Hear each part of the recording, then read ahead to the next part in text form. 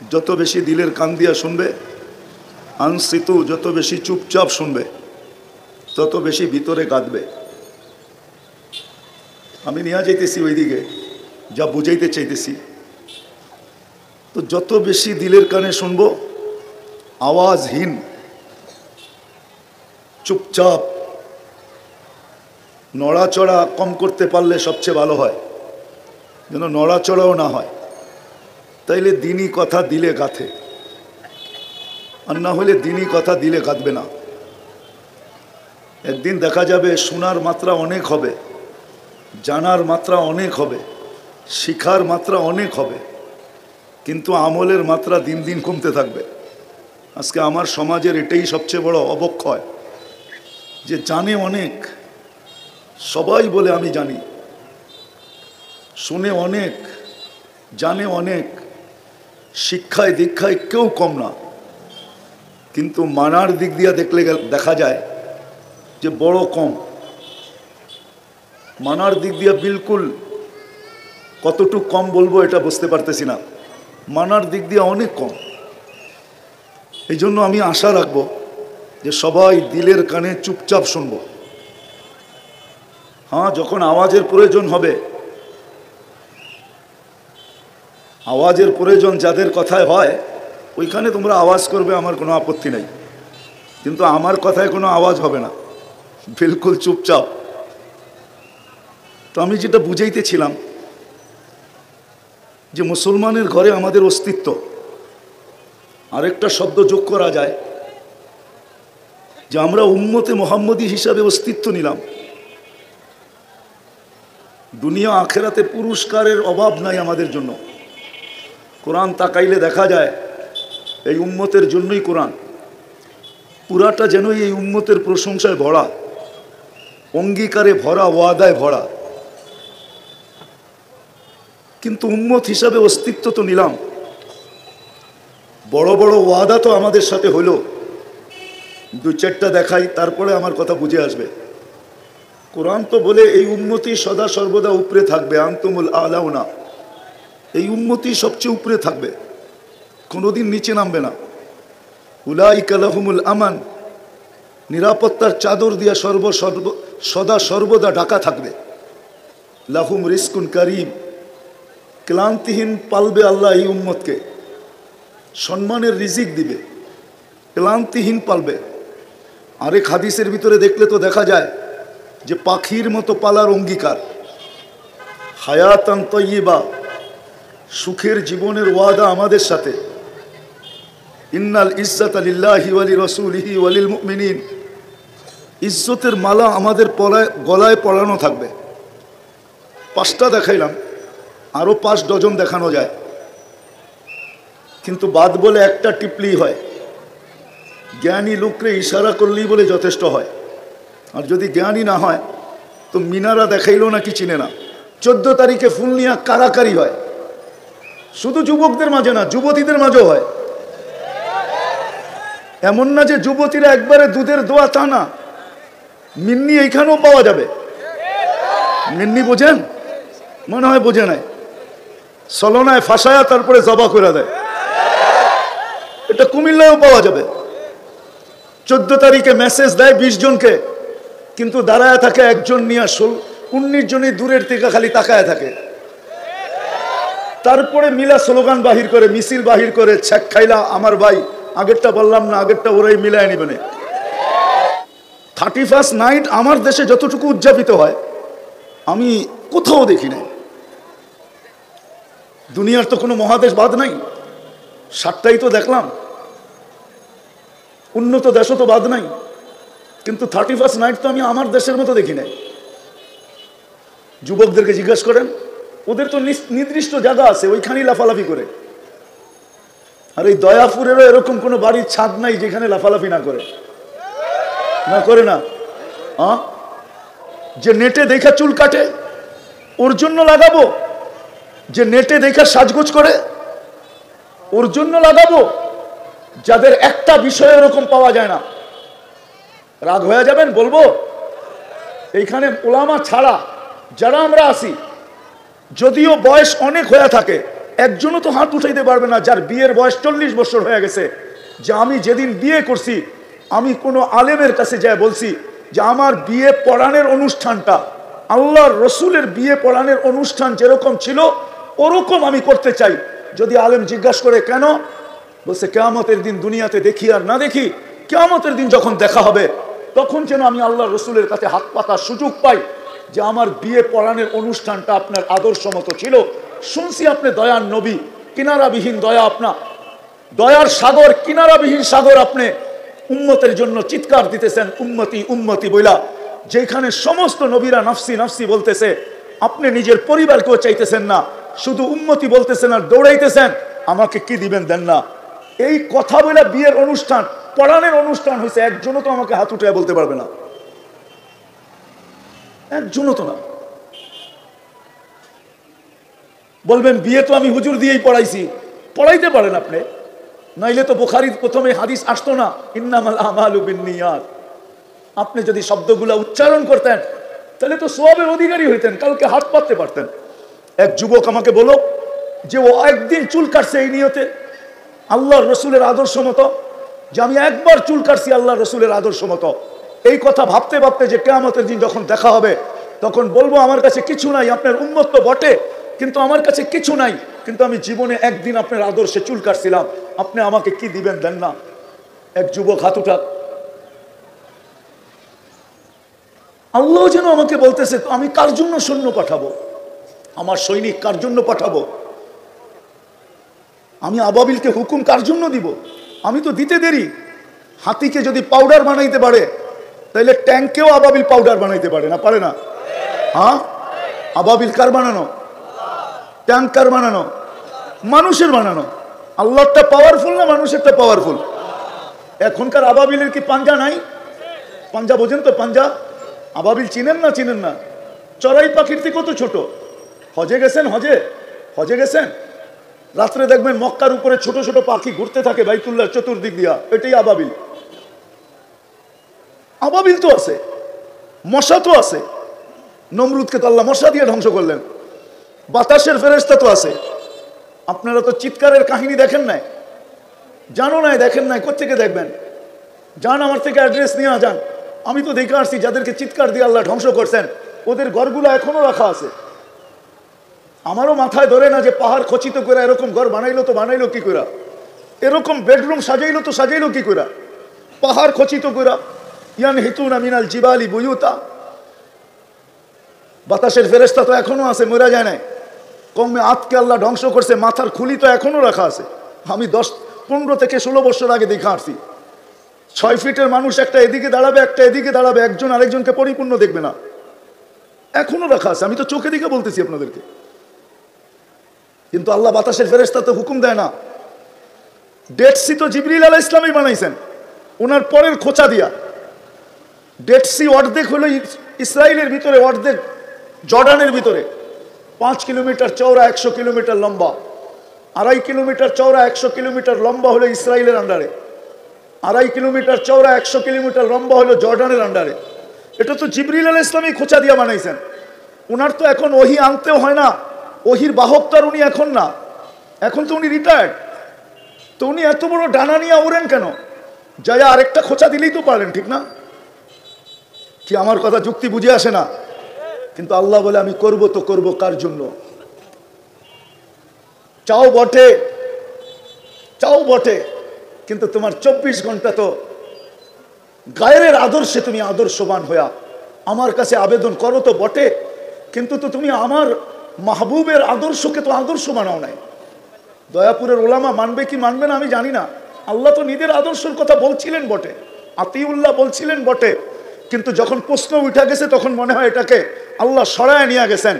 প্রথম বলছিলেন আতিউল্লাহ আমার মত মতো চলো, কিন্তু প্রশ্ন উঠে গেছে আপনাকে তো চোখে দেখা যায় না, লা তারাকাল উয়ুন ওয়ালা তুখালিতুকাদ দুনুন, আপনাকে তো ধ্যান ধারণে আনা যায় না, ওয়ালা ইয়াসিফুকাল ওয়াসিফুন, আপনাকে তো বর্ণনা দিয়ে শেষ করা যায় না। আপনার মন মতো চলবো তো চলবো কি কইরা, আপনার কথা মতো চলবো তো চলবো কি কইরা? তখনই আল্লাহ বলছে আতিউর রাসূল, মান আতা আর রাসূল ফাকাদ আতা আল্লাহ। তাইলে আমার বন্ধুর আদর্শ মতো চলো, আমার বন্ধুর আদর্শ মতো চলো। আল্লাহ যেন আমাকে বলে আমি কার জন্য পাঠাবো। বলো আমাকে। তো মেরে দোস্ত, আমার কথা শুরু এটাই ছিল যে উম্মতে মুহাম্মদী হিসাবে অস্তিত্ব তো নিলাম বটে, আল্লাহর কুদরতি হাত দ্বারা সিলেকশন হলাম তো হলাম, সিলেক্টেড হলাম তো হলাম, নির্বাচিত হলাম তো হলাম। কোরআন তো আমাদের প্রশংসায় ভরা। এমন কোনো নবী আসে নাই যে এই উম্মতের প্রশংসা করেন নাই, এমন কোনো কিতাব আসে নাই যে এই কিতাবের ভিতরেই আমাদের কথা লেখা না ছিল, এমন কোনো উম্মত দুনিয়াতে আসে নাই যারা আমাদেরকে না চিনত। সমস্ত উম্মত এই উম্মত আমার উম্মতে মুহাম্মদীকে চিনত, নাহলে বদায় নেহায় কেন আসবে ফতারা দাত্তাউরাত। মুসা আলাইহিস সালাম তো কিতাবই সরাই দিয়া বসে উম্মত বানায় দেন না। কিতাব উঠাইলেই দেখি উম্মতে মুহাম্মদী, উঠাইলেই দেখি উম্মতে মুহাম্মদী, উঠাইলেই দেখি উম্মতে মুহাম্মদী। ওই মর্যাদাশালী উম্মত তো বানাইছিলেন, নাহলে দানিয়াল আলাইহিস সালাম 2500 বছর অপেক্ষা করবে কেন? উঠান, বদায় নেহায় লেখা আছে, তাহকিক আপনারা করে নেন। আঙ্গুল উঠাইলে ইবনে কাসিরের উপরে উঠাইতে হবে, আমার উপরে কেন উঠাবেন? দানিয়াল আলাইহিস সালাম তো 2500 বছর অপেক্ষা করলো শুধু উম্মতে মুহাম্মদীর হাতের ছোঁয়ায় দাফন আর কাফন পাওয়ার জন্য। আল্লাহর রসুল তো সুসংবাদ দিছেন, সাতাজিদুনা দানিয়াল সাতুফতাহ তুস্তার, একদিন ইরাক স্বাধীন হবে, তোমরা দানিয়াল আলাইহিস সালামকে পাবে, উনি তোমাদের হাতের কাফন দাফন পাওয়ার জন্য অপেক্ষা করতেছে। পাবেন আপনার কত বড় মর্যাদা। কোরআন দিব, কোরআন। হায় হায়, আজকে উম্মত মুসলমানের ঘরে জন্ম নিছে বটে, কিন্তু ইসলামের রং মুসলমানের উপরে নাই। উম্মতে মুহাম্মদী বটে, কিন্তু উম্মতে মুহাম্মদীর ইসলাম মুহাম্মদ সাল্লাল্লাহু আলাইহি ওয়াসাল্লাম কালচার থেকে উম্মত বহু দূরে। বরং এই কথাটা বললে কোনো অসত্য হবে না, আজকে সবচেয়ে বেশি আল্লাহর রসুলের আদর্শ আমাদের ঘরে দীক্ষিত, আমাদের ঘরে ঘৃণিত, আমাদের ঘরে অবহেলিত, আমাদের ঘরে লাঞ্ছিত, আমাদের জীবনে লাঞ্ছিত, আমাদের দেহে লাঞ্ছিত, আমাদের সমাজে লাঞ্ছিত, আমাদের যুবকদের কাছে লাঞ্ছিত, আমাদের নারীদের কাছে লাঞ্ছিত। তো আপনি দুনিয়ায় নিষ্পেষিত হবেন না তো হবে কে? কে হবে আমাকে যুক্তি দিয়ে বুঝান। আমি গাড়িতে আসতে আসতেই স্টাডি করতেছিলাম, তো ওমর রাদিয়াল্লাহু তাআলা আনহুর জমানায় যখন 4 মহাদেশ ওনার পায়ের নিচে, 4 মহাদেশ 33 লক্ষ বর্গ মাইল যখন ওনার পায়ের নিচে, তো আশারায়ে মুবাশশারার থেকে 5 জন একত্রিত হয়েছে যে এত 4টা মহাদেশ ওনার পায়ের নিচে, উনি কাপড় পরে কি দেখো, সারা দুনিয়ার উফুদ ওনার কাছে, প্রতিনিধিরা ওনার কাছে আসে, আর উনি শততালির কাপড় পরে বসে থাকে। আর ওনার দস্তরখানের রুটি উনি ব্যতীত আর কেউ চাবায় খাইতে পারে না, কেননা চাবাইলেই গলায় আটকায় যায়। ওনার বেশভূষা দেখো, খাওয়া দাওয়া দেখো। চলো আমরা সবাই মিলে একটা মশওয়ারা করি, উনি যেন এটা একটু চেঞ্জ করে। কাহিনী বড় লম্বা। আলী রাদিয়াল্লাহু তাআলা আনহু ছিলেন, আলী রাদিয়াল্লাহু তাআলা আনহু বলতেছেন, যতই মশওয়ারা করো মানবে না। আমি তো বলে দিলাম মানবে না, তো বলছে আমরা মানানের লোক দিয়া মানাবো। তো বলছে কিভাবে? ওনার মেয়েকে পাঠাবো, যে হাফসা রাদিয়াল্লাহু, আম্মা জান হাফসা রাদিয়াল্লাহু তাআলা আনহাকে, আর আম্মা জান আয়েশা রাদিয়াল্লাহু তাআলা আনহাকে পাঠাবো, 2 জন ওনাকে রাজি করবে। আলী রাদিয়াল্লাহু তাআলা আনহু মুস্কি মুস্কি হাসতেছেন আর বলতেছেন, জাররিব, চেষ্টা করে দেখো মানে কিনা, চেষ্টা করে দেখো মানে কিনা। তো 2 জন যখন আসছেন, তো মুতাকাল্লিম কে হবে, কথা কে বলবে? তো আম্মা জানকে নির্ধারণ করা হয়েছে আয়েশা রাদিয়াল্লাহু তাআলা আনহা কথা বলবে। আয়েশা আম্মা জান বলছে, আমিরুল মুমিনিন, রাসূলুল্লাহ সাল্লাল্লাহু আলাইহি ওয়াসাল্লামের জামানায় তো ফুতুহাত হয়ই নাই, বিপ্লব ঘটে নাই, সারা দুনিয়ায় ইসলাম ছড়ায় নাই, নেয়ামতও আসে নাই, বিদায় উনি যেইভাবে ছিলেন ওইভাবেই জীবন কাটায় চলে গেছেন।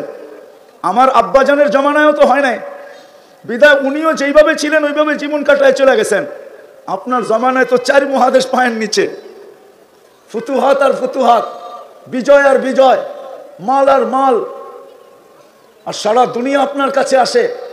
আমিরুল মুমিনিন, আপনি যদি একটু পোশাক আশাক চেঞ্জ করতেন, একটু আপনার খাওয়া দাওয়া চেঞ্জ করতেন, এই মোটা মোটা রুটি খান, একটু পাতলা রুটি যদি খাইতেন, আপনার বিছনাটা যদি একটু সুন্দর হইতো। তো আমিরুল মুমিনিন আয়েশা জিজ্ঞাসা করতেছে যে তোমাদেরকে কে পাঠাইছে আগে বলো। কয় যদি অভয় দেন তাইলে বলতে পারি। তা আমিরুল মুমিনিন বলতেছে, অভয় না, আমি যদি জানতে পারি যে কে পাঠাইছে তাইলে মারতে মারতে মারতে মারতে লহু লাহান করে দিব, রক্ত বাহির করে দিব। তারপরে গর্জন দিয়া বলতেছিলেন নিজের মেয়েকে, লম্বা কাহিনী, যে তুমি বলো আল্লাহর রসুলের জীবন কিরকম ছিল। তারপরে উনি বলতেছেন, দেখো 3 জন লোক বন্ধু ছিল, প্রথম জন তার গন্তব্যে পৌঁছে গেছে, দ্বিতীয় জন তার গন্তব্যে, তার নকশে কদমে চলে গন্তব্যে পৌঁছে গেছে, আমি তৃতীয় রয়ে গেছি। তোমরা কি আমাকে জায়গার থেকে সরায় দিতে চাও যে আমি আমার ওই 2 বন্ধুর সাথে সম্মিলিত না হইতে পারি? হায় বুঝার বিষয়। আজকে আমরা নির্যাতিত এই জন্য যে আমরা আল্লাহর রসুলের ইজ্জত রাখি নাই, আদর্শের ইজ্জত রাখি নাই, জাত তো জাত, আল্লাহর রসুলের আদর্শের ইজ্জত রাখি নাই। বাংলাদেশের মানুষ আশেকে রসুল বলে তো বটে, নবীর এশকের কথা বলে বটে, কিন্তু নবীর আদর্শ ইজ্জত আমরা রাখি নাই, যার কারণে আজকে আমরা ইসলামের ইজ্জত রাখি নাই। আমি তো বড় দূর থেকে টাইনা চিত্র আপনাদের সামনে তুলে ধরতে চাইলাম যে ডেলি 32 বার আশ্রয় চাই, অথচ উনি বলে আমি গফুরুর রহিম, অথচ উনি বলে তোমরা চাইতে দেরি, আমি দিতে দেরি করব না। ডেলি 32 বার তো চাই, আবেদন তো করি, কখনো একা করি, কখনো ইমামের মাধ্যমে করি, কখনো এখানে বৈশা করি, কখনো বাইতুল্লাহ স্বয়ং ওনার ঘরে যায়া করি, কখনো মদিনা মুনাব্বারায় যায়া করি। সব জায়গায় তো মুসলমান আবেদন করতেছে বাঁচান, কিন্তু আর তারপরও নির্যাতিত কেন? আল্লাহ আমাকে এটাই বোঝায় যে আমি বাঁচাবো তো বাঁচাবো কি করে? তোমরা আমার ইজ্জত রাখলা তো রাখলা কতটুকু? তোমরা তো ইসলামের ইজ্জত রাখো নাই, সত্য এটাই। এই জন্য আমাদের কাছে তো ইসলামের মহত্ব নাই, গুরুত্ব নাই। আজকে মুসলমানের কাছে ইসলাম দীক্ষিত, যদি দীক্ষিত না হইতো তাহলে মুসলমান সমাজ বিজাতির রঙে রঙে কি করে? তারপরও আপনি সাহায্য চান, আল্লাহ বলে আমি সাহায্য করব তো করব কি করে? একজনও তো আমার নবীর সাজে সাজানো না, আমার নবীর ইজ্জত তো, আমার বন্ধুর ইজ্জত তো রাখে নাই। আমারটা নিলে বাদে দিলাম, আমার বন্ধুর ইজ্জত রাখতো, কিন্তু আমরা তো মুহাম্মদুর রাসূলুল্লাহ সাল্লাল্লাহু আলাইহি ওয়াসাল্লামের ইজ্জত রাখি নাই। যদিও উনি এখনো চোখের পানি ঝরান, ওই হাদিসগুলা দেখলে আমার ভিতরে কাঁদতে থাকি, যে হাদিসগুলা মা বিকুম ইদা তাগা নিসাউকুম ওয়া ফাসাকা ফিতিয়ানুকুম। ফিতনার জামানায় মুসলমানদের যে চিত্র বিভিন্ন ফিতনার হাদিসের কিতাবে পাওয়া যায়, ওইগুলা পড়লে তো ভিতরে কান্না আসে যে আল্লাহর রাসূল মনে হয় এখন চিৎকার দিতেছেন রওজায়ে আতহারে, কেননা হায়াতুন নবী, যে মা বি উম্মতি, আমার উম্মতের কি হইল, এরা এরকম কেন হয়ে গেল, এরা ভুলে গেল আমি এদের জন্য চোখের পানি কোনোদিন বন্ধ করি নাই। তাহকিক আপনারা কইরা নিয়েন। জিবরিল আর মিকাইল জিজ্ঞাসা করছে মা জালা আরাকা তাবকি, যখনই আপনাকে দেখি কাঁদেন কেন? বলছে উম্মতের জন্য চোখের পানি থামে না। মৃত্যু লগ্নে চলে যাবেন এখন আল্লাহর সান্নিধ্যে, তখনও চোখ বয়া পানি পড়তেছিল। জিবরিল আলাইহিস সালাম জিজ্ঞাসা করছে আতাবকি ওয়া আনতা ইলা রাফিকিল আলা, এখনো কাঁদেন? আপনি আল্লাহর সান্নিধ্যে চলে যাবেন এখনই। আল্লাহু ইয়ান্তাযিরুক, আল্লাহ আপনার অপেক্ষায় অপেক্ষমান। উর্দু জগতে খুশি চলতেছে, হাবিব ইয়াসিলুল হাবিব, বন্ধু আজকে বন্ধুর কাছে চিরদিনের জন্য চলে আসবে। আপনি কাঁদেন কেন? তো বলছে ফামান লিবাদি লি উম্মতি, আমার পরে আমার উম্মতকে কে দেখা রাখবে? ওই রসুলের আদর্শ। আমরা নির্যাতিত হব না তো হব কে বলেন? আবুল সামরকান্দি রহমতুল্লাহ আলাইহি লেখছেন যে আল্লাহর রসুল কবর থেকে যখন উঠবেন তখনও চোখে পানি থাকবে, ওয়াহুয়া ইয়াবকি, একদিকে চোখে কান্না থাকবে, মুখে বলতে থাকবে আইনা উম্মতি আইনা উম্মতি ইয়া জিবরিল, জিবরিল আমার উম্মত কোথায়? যেদিকে তাকাই ওদিকে তো খালি দেখা যায়, ধুধু মাঠ, আমার উম্মত কোথায়? তো জিবরিল বলবে মা শাক্কাল আরদা আহাদুন ইল্লা আনতা, আপনি ব্যতীত জমিনের উপরে কাউকে উঠানো হয় না। আমি তো জানি না আমাদের ভিতরে দিল আছে না পাথর আছে, এখন পর্যন্ত কাউকে উঠানো হয় না। আপনি অস্থির হয়েন না, আপনি চিন্তিত হয়েন না, উম্মত ওঠে নাই। আমার সমাজের মানুষ তো পাওয়া যায় যে ইউনিয়ন পরিষদের একটা চেয়ারের জন্য নিজের তাজা রক্ত ঢাইলা দিতে দ্বিধা করে না, স্ত্রীকে বিধবা করতে দ্বিধা করে না, বাচ্চাদেরকে এতিম করতে দ্বিধা করে না, মা বাবার বুক খালি করতে দ্বিধা করে না। আমাদের নবীজিকে তো কিয়ামতের দিন মাকামে মাহমুদ দিবেন। চীনের মাকামে মাহমুদ কি জিনিস? শুধু তো এটাই পড়ি ফাতাহাজ্জাত বিহি নাফিলাতাল লাক আসা আইয়াব আসাকা রাব্বুকা মাকামাম মাহমুদা। কোনদিন তো মাকামে মাহমুদে ডুব দিয়া দেখি না যে মাকামে মাহমুদ জিনিসটা কি, এটা কোন চেয়ার। কিন্তু আল্লাহ রসুলকে তো নিয়ে যাওয়া হবে, উনি তো এখানে বসবেন না, উনি তো হাত রেখা দাঁড়ায় থাকবেন।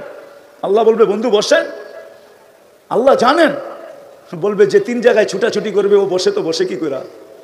আর আপনি কি করতে চাইতেছেন? আমাকে বসায় দিয়ে উম্মতকে পার করায় দিবেন? আমি বসবো না, কি করবেন? 3 জায়গায় ছুটবো, হাউজে কাউসারে যাব, ওয়াদা দিয়ে আসছি উম্মতকে, মাওয়াইদুকুমুল হাউজ, তোমাদের সাথে হাউজে সাক্ষাৎ হবে। আমি নিজের হাতে উম্মতকে পানি পান করাবো হাউজে কাউসার, যেটা পান করার পরে আর কোনোদিন পিপাসা আসবে না। আল্লাহ রসুল পান করায় দিবে আর বলবে, ইশরাব লা তাজমান বাদাহা আবাদা, পান কর, কোনোদিন আর পিপাসা তোর কাছে আসবে না। আমি ওইখানে পানি পান করাবো, তারপরে মিজানের কাছে ছুটবো। পাল্লা যদি সামনে না ঝুঁকে তো আপনার প্রতিশ্রুতিগুলো কাজে লাগাবো। আপনি আমাকে বলছেন সালতু তা সাফি তু সাফা, আপনি আমাকে বলছেন লা ইউখজিকা ফি উম্মতিক, আপনি কোরআনে বলছেন সাউফা ইউতিকা রাব্বুকা ফাতারদা। সবগুলোকে আমি মিজানের ওইখানে আমি প্রয়োগ করব। পাল্লার সামনে না ঝুঁকলে হাত উঠায় দিব, আমি ওইখানে ছুটবো। তারপর আমি পুলসেরাতে যাব। যদি উম্মত পার না হইতে পারে তো দুরুদের গাঠি মাথায় দিয়ে পার করায় দিব। আমি 3 জায়গায় ছুটবো আর চিৎকার দিতে থাকবো, উম্মতি উম্মতি উম্মতি। শুধু ইবনে ওমর বলতেছে যে আমি দেখলাম সে আকাশের দিকে তাকায়, জানি কি বলতেছে, তো ভালো মতে কান পাইতা শুনলাম, সে বলতেছে ইয়া রব্বা মুহাম্মদ উনসুর উম্মতা মুহাম্মদ, ও রব্বে মুহাম্মদ, উম্মতে মুহাম্মদের সাহায্যের সময় কি এখনো আসে নাই? বলে এতটুক আওয়াজ বলতে দেরি। আমি উপরের দিকে তাকায় ভাবতেছিলাম দেখি ঘটে তো ঘটে কি, দেখলাম আকাশটা ফাইটা গেল, এক অশ্বারোহী পতাকা নিয়ে বাহির হলো, তার পিছনের সিরিয়ালে অশ্বারোহী বাহির হতে শুরু করলো, আর সেকেন্ড না মিনিটের ভিতরে প্রথম ব্যক্তি আমার মাথার উপরে এসে একটা চিৎকার দিল, আবশিরিয়া উম্মতা মুহাম্মদ যা আর নুসরা রব্বা মুহাম্মদ, ও উম্মতে মুহাম্মদ তোমাদের সাহায্য চলে আসছে। আজকে রাস্তা একটাই খোলা, ইউটার্ন নেওয়া, আল্লাহর রসুলের আদর্শকে দিকে ফিরে আসা। একজন আরেকজনকে বুঝান যে যতদিন পর্যন্ত না ফিরব ব্যাপার কঠিন থেকে কঠিন হতে থাকবে। দ্বিতীয়, আল্লাহ এটাই চান, নাহলে হাদিসে কুদসিতে কেন বলবে ইনতাবু ফাআনা হাবিবুহুম, তওবা করতে দেরি, ইউটার্ন নিতে দেরি, আমাকে বন্ধু হিসাবে পাইতে দেরি হবে না। দিদায় শেষ কথা, আসেন তওবা তো করলাম, আমরা মিশন মানাই এটাকে, যে আমরা যাকেই দেখবো আল্লাহ রসুলের আদর্শের খেলাফ চলে, কর্কশ বাসায় না, ওরে পায়ে দৈরা বুঝান, পায়ে দৈরা। এই উম্মত বড় দামি উম্মত, কোরআন ইঙ্গিত দেয় এদিকে, সুহাদা আলান নাস, কিয়ামতের দিন এই উম্মতকে আল্লাহ নিজের পক্ষে নিজের পাশে আল্লাহ দাঁড় করাবে। কিয়ামতের দিন এই উম্মত মাঠে দাঁড়াবে না, ইল্লা মাশা আল্লাহ, যে উম্মত হয়ে দুনিয়ার থেকে যাবে ওকে আল্লাহর পাশে আল্লাহ দাঁড় করাবে সাক্ষী হিসাবে। সাক্ষী জালালউদ্দিন সুয়ুতি রহমতুল্লাহ আলাইহি লেখছেন, মাঠে দাঁড় করাবে না, স্টেজে দাঁড় করাবে, স্টেজে আল্লাহর পক্ষে দাঁড়াবে। কেউ আল্লাহর উপরে, নূহ আলাইহিস সালামের উম্মত আঙ্গুল উঠাবে আল্লাহর উপরে, জবাব তো আল্লাহ দিবে না। কেননা এক জায়গায় কিতাবে লেখা পাইছি, মান কাল্লামাহুল্লাহু লাম ইউআযিব, যার সাথে আল্লাহ কথা বলবে তাকে শাস্তি দিবে না। এই জন্য আল্লাহ ডাইরেক্ট জবাব দিবেন, আল্লাহ আমাদের দিকে তাকাবে, আমরা জবাব দিব নূহ আলাইহিস সালামের কওমকে। আমাদের প্রত্যেকে ওই দিন সূরা নূহ পারবে, আমরা জবাব দিব, আমরা ওদেরকে মিথ্যাবাদী প্রমাণ করব। ১৬ লক্ষের ভিতর থেকে যে আঙ্গুল উঠাবে, যার উম্মত আঙ্গুল উঠাবে আল্লাহর দিকে, আমরা প্রতিহত করব কিয়ামতের দিন। এই জন্যই তো কোরআন বলে সুহাদা আলান নাস। তখন যদি আমি আল্লাহকে জবাব করি, প্রশ্ন করি, আমাদেরকে তো আপনার পক্ষে নিয়ে নিলেন, আমাদের পক্ষে কে? তা আল্লাহ বলে আর রাসূলু শাহিদান আলাইকুম, তোমাদের পক্ষে আমি বন্ধুরে দিয়া দিলাম, যাও বন্ধু কিয়ামতের দিন তোমাদের পক্ষে, তোমরা আমার পক্ষে। আসেন তওবা যখন করছি, আসেন আজকে অঙ্গীকার করি যে আমরা আল্লাহ রসুলের আদর্শের উপরে চলবো, আর মানুষকে পায়ে ধরে আল্লাহ রসুলের আদর্শ শিখাবো। করবেন ইনশাআল্লাহ? হ্যাঁ, সর্বশেষ আজকের থেকে নামাজ ছাড়বো না। আল্লাহ রসুলের সবচেয়ে বড় আদর্শ।